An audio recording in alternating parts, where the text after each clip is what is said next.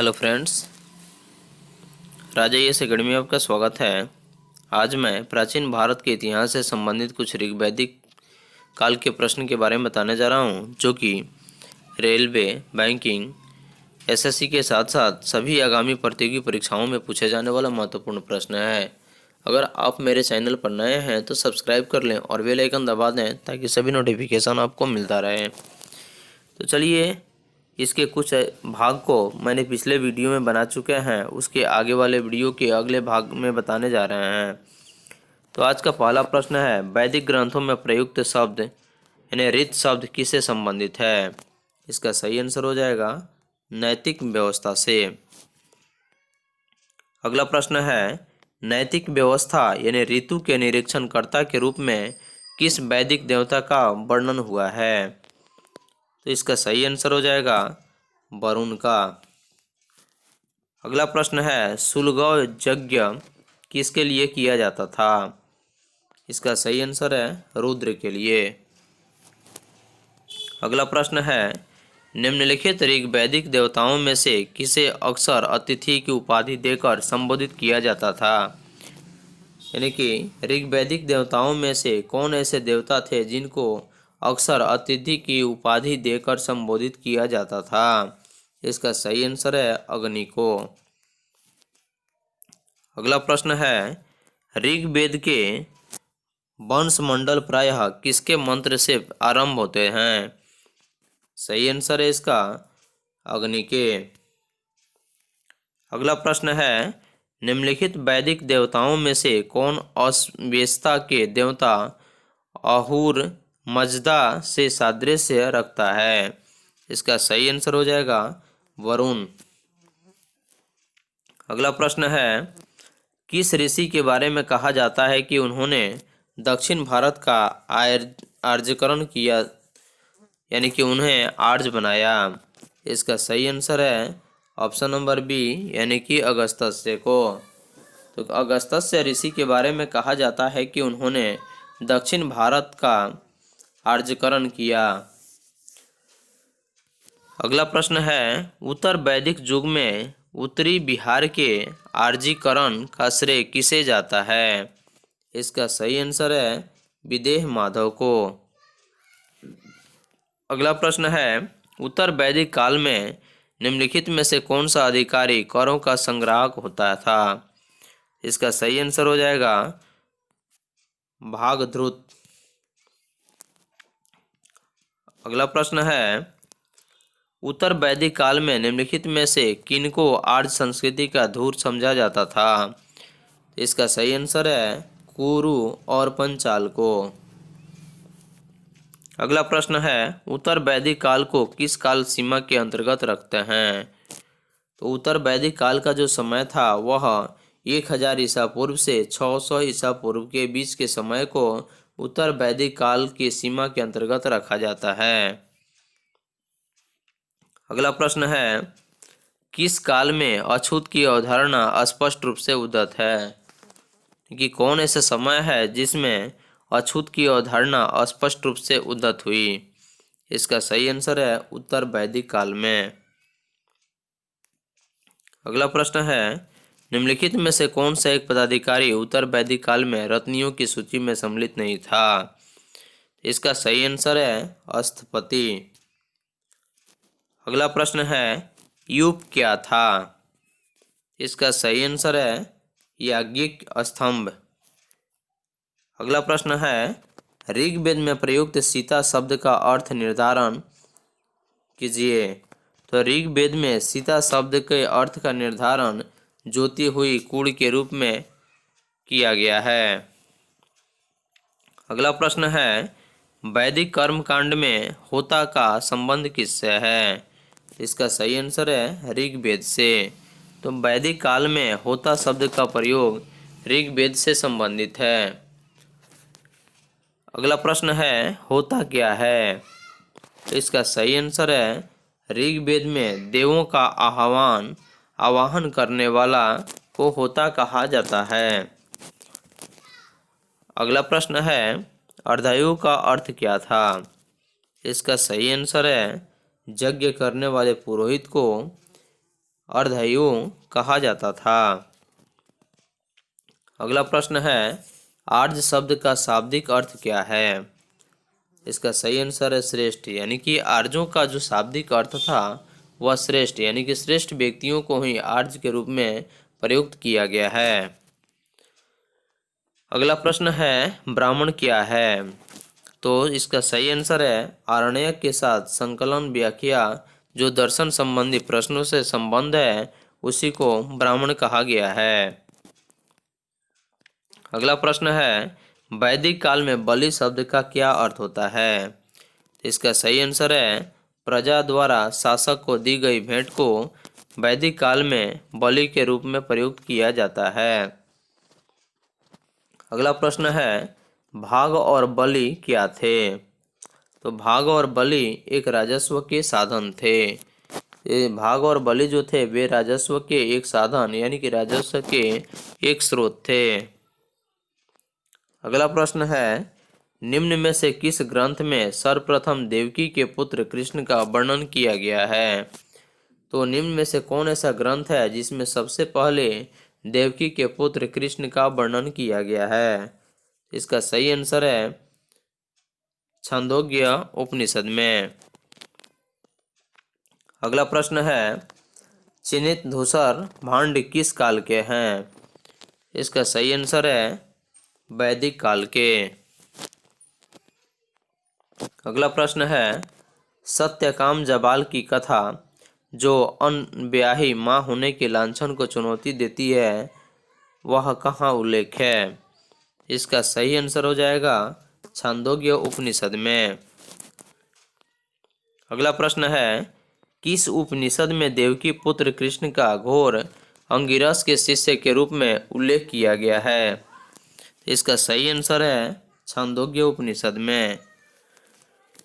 अगला प्रश्न है, सुदास किस वंश का था? सुदास किस वंश का था? सही आंसर है भरत वंश का। प्राचीनतम भारतीय सिक्के निम्नलिखित में से किसके पहले नहीं थे? इसका सही आंसर है 5वीं शताब्दी के पूर्व, यानी कि प्राचीनतम भारतीय सिक्के जो थे वे 5वीं शताब्दी के पूर्व नहीं थे। अगला प्रश्न है, उपनिषद काल के राजा अश्वपति किसके शासक थे? तो उपनिषद काल के जो राजा थे अश्वपति वे किसके शासक थे? इसका सही आंसर है कैकेयी के। अगला प्रश्न है, निम्नलिखित में से कौन सबसे प्राचीन वाद्य यंत्र है? इसका सही आंसर है वीणा। अगला प्रश्न है, उस जनजाति का नाम बताइए जो ऋग्वैदिक आर्यों के पंचजन से संबंधित नहीं है। इसका सही आंसर हो जाएगा कीकट। तो कीकट एक ऐसा जनजाति है जो कि ऋग्वैदिक आर्यों के पंचजन से संबंधित नहीं है। अगला प्रश्न है, निम्नलिखित वैदिक शब्दों में कौन सा शब्द कृषि उपकरण का द्योतक नहीं है? इसका सही आंसर हो जाएगा चरसिनी। अगला प्रश्न है, जीविकोपार्जन हेतु वेद वेदांग पढ़ने वाला अध्यापक क्या कहलाता था? तो जीविकोपार्जन हेतु वेद वेदांग पढ़ने वाले जो अध्यापक थे उन्हें क्या कहा जाता था? इसका सही आंसर हो जाएगा उपाध्याय। अगला प्रश्न है, गायत्री मंत्र की रचना किसने की थी? इसका सही आंसर हो जाएगा विश्वामित्र ने। महर्षि विश्वामित्र ने ही गायत्री मंत्र की रचना की थी। अगला प्रश्न है, मूर्ति पूजा का प्रारंभ कब माना जाता है? इसका सही आंसर हो जाएगा पूर्व आर्य काल में, यानी कि पूर्व आर्य काल में मूर्ति पूजा का प्रारंभ माना जाता है। अगला प्रश्न है, संस्कारों की कुल संख्या कितनी है? इसका सही आंसर है 16। तो संस्कारों की कुल संख्या 16 है। अगला प्रश्न है, प्राचीन भारतीय समाज के प्रसंग में निम्नलिखित शब्दों में से कौन सा शब्द शेष 3 के वर्ग का नहीं है? इसका सही आंसर हो जाएगा कोश। अगला प्रश्न है, एकलव्य किस गुरु का स्वघोषित शिष्य था? इसका सही आंसर है द्रोणाचार्य का। एकलव्य जो था वह द्रोणाचार्य का स्वघोषित शिष्य था। अगला प्रश्न है सर्ग, प्रतिसर्ग, वंश, मनवंतर और वंशानुचरित संकेतक है किसके? इसका सही आंसर हो जाएगा पुराणों के। अगला प्रश्न है निम्नलिखित में से कौन सी प्रथा चतुष्य वेदोत्तर काल में प्रचलित हुई? इसका सही आंसर है ऑप्शन नंबर सी यानी ब्रह्मचर्य, गृहस्थाश्रम, वनाश्रम और संन्यास। अगला प्रश्न है निम्नलिखित में से किसे भारत का प्रथम विधि निर्माता माना जाता है? इसका सही आंसर है मनु को। तो मनु को ही प्राचीन भारत का यानी भारत का प्रथम विधि निर्माता माना जाता है। अगला प्रश्न है पुराणों की कुल संख्या कितनी है? इसका सही आंसर है 18। तो पुराणों की संख्या 18 है और वेदों की संख्या 4 है। अगला प्रश्न है 4 पुरुषार्थों का सही क्रम चुनिए। इसका सही आंसर है धर्म, अर्थ, काम और मोक्ष। यानी कि यह 4 जो क्रम है यह 4 पुरुषार्थों का सही क्रम है। अगला प्रश्न है निम्नलिखित में से किसने ऋग्वेद में वर्णित दासराज्य युद्ध में भाग नहीं लिया था? इसका सही आंसर हो जाएगा गंधारी। अगला प्रश्न है किसको वर्ण संकर समझा जाता था?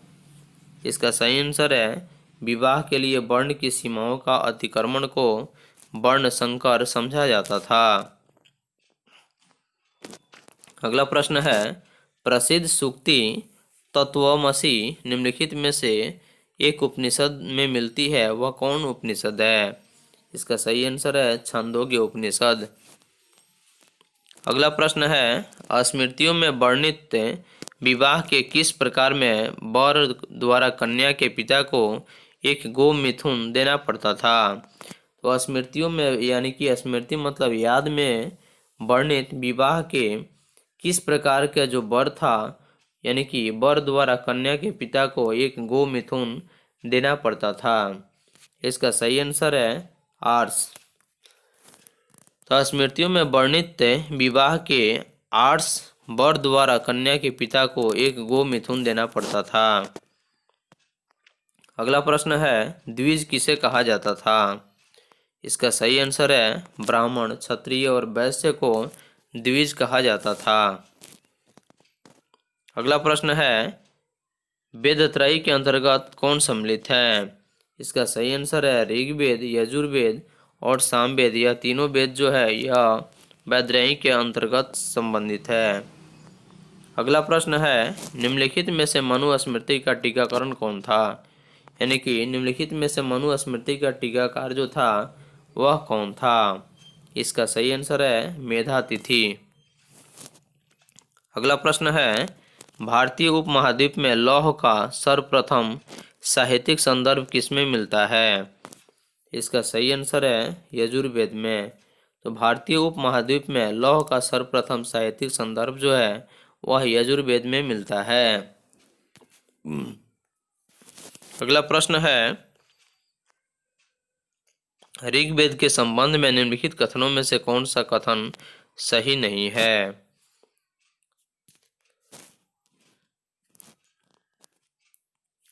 देवों की पूजा प्रार्थना एवं यज्ञिक कर्मकांडों द्वारा की जाती थी, यह सही है। देवताओं को शक्तिशाली निरूपित किया गया है जिन्हें यज्ञ अनुष्ठानों के माध्यम से मनुष्य के संसार में हस्तक्षेप हेतु प्रेरित किया जा सकता है, यह भी सही है। ऐसा माना जाता है कि जो अर्पण अग्नि द्वारा अभियुक्त होता था वह देवताओं द्वारा ग्रहण किया जाता था, यह भी सही है। यज्ञ मंदिरों में संपन्न किए जाते थे, यह गलत है। इसलिए इसका सही आंसर हो जाएगा ऑप्शन नंबर डी। ऋग्वेद से संबंध में जो था वह यज्ञ मंदिर में संपन्न नहीं किए जाते थे। अगला प्रश्न है गाय किस काल में महत्वपूर्ण स्वरूप का धन थी? इसका सही आंसर है ऋग्वैदिक काल में। अगला प्रश्न है निम्नलिखित में से किसके आर्कटिक क्षेत्र को आर्य भाषा भाषियों के मूल स्थान होने के सिद्धांत का प्रतिपादन किया? निम्नलिखित में से किसने आर्कटिक क्षेत्र को आर्य भाषा भाषियों के मूल स्थान होने का सिद्धांत प्रतिपादन किया? इसका सही आंसर है बाल गंगाधर तिलक। अगला प्रश्न है, कौशेया शब्द का प्रयोग किसके लिए किया गया है? इसका सही आंसर है रेशम के लिए। तो कौशेया शब्द का प्रयोग रेशम के लिए किया गया है। अगला प्रश्न है, क्लासिकीय संस्कृत में आर्य शब्द का अर्थ क्या होता है? तो क्लासिकीय संस्कृत में आर्य शब्द का जो सही अर्थ है उसका सही आंसर है ऑप्शन नंबर डी, यानी कि एक उत्तम व्यक्ति। तो क्लासिकीय संस्कृत में आर्य शब्द का प्रयोग एक उत्तम व्यक्ति के रूप में किया गया है। अगला प्रश्न है, भारोपीय भाषा परिवार की प्राचीनतम भाषा कौन सी है? तो भारोपीय भाषा परिवार की प्राचीनतम भाषा कौन सी है? इसका सही आंसर है ग्रीक भाषा। अगला प्रश्न है, प्रसिद्ध 10 राजाओं का युद्ध किस नदी तट पर लड़ा गया? इसका सही आंसर है परुशनी नदी के किनारे, यानी प्रसिद्ध 10 राजाओं का जो युद्ध था वह परुशनी नदी के किनारे लड़ा गया था।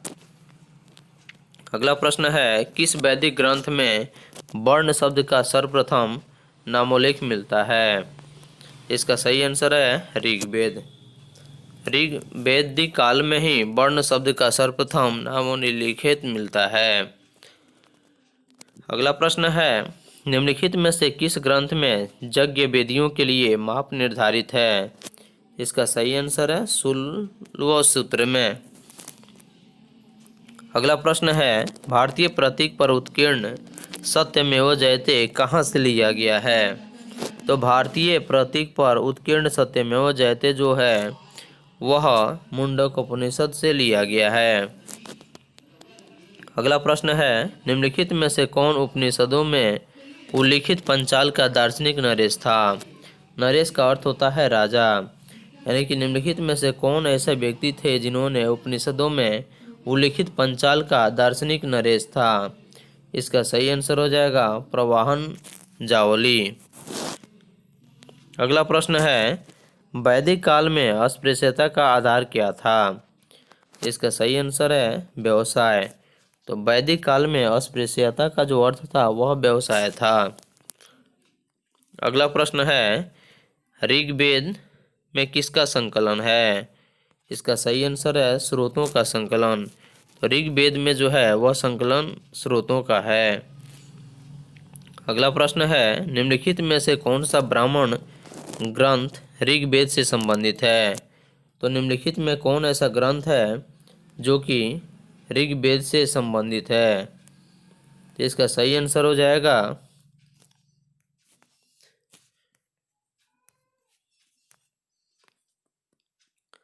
ऐतरेय ब्राह्मण, यानी कि ऐतरेय ब्राह्मण ही एक ऐसा ब्राह्मण है जो कि ऋग्वेद से संबंधित है। अगला प्रश्न है, वैदिक देवमंडल में निम्न में से कौन देवता युद्ध का देवता माना जाता है? इसका सही आंसर है इंद्र, यानी कि वैदिक देवमंडल में युद्ध का देवता भगवान इंद्र को माना जाता है।